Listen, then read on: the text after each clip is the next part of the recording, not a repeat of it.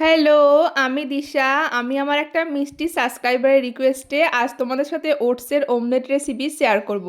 তো চলো ভিডিওটা শুরু করা যাক। প্রথমে 1 কাপ ওটস নিয়েছি, তার মধ্যে একটু জল দিয়ে ভিজিয়ে রেখে দিয়েছি, ওটা যাতে সোপ করে একটু বেড়ে যায়।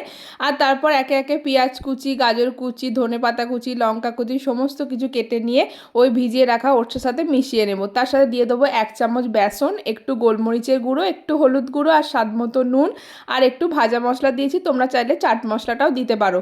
আমি কিন্তু এটা একদম ডিম ছাড়া বানাবো, তোমরা যারা ভেজ খাও তারা পেঁয়াজ ছাড়াও বানাতে পারো, খুব টেস্টি হয় খেতে। তারপর ওদিকে আবার একটু ওটাকে ঢাকা দিয়ে ভালোভাবে মিশিয়ে নিয়ে একটু রেস্টে রেখে দিয়ে ওদিকে তাওয়াতে একটা তেল ব্রাশ করে নিয়েছি। যারা ডায়েট করো তারা আরও অল্প তেল দিতে পারো, আমিও সামান্য তেলই দিয়েছি।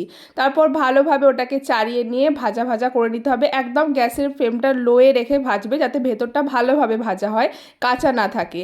তো তারপরে উল্টে পাল্টে ভেজে নিলেই রেডি ওটসের অমলেট। এইভাবে একবার ট্রাই করে দেখো, অসাধারণ খেতে হয়। আর আমি একটা ডিম সিদ্ধ দিয়ে খেয়েছি, সত্যি বলছি দারুণ খেতে হয়েছিল। তো আজকের ওটসের অমলেট রেসিপি তোমাদের কাছে কেমন লাগলো কমেন্টে অবশ্যই জানিও। তো দেখা হচ্ছে নেক্সট ভিডিওতে।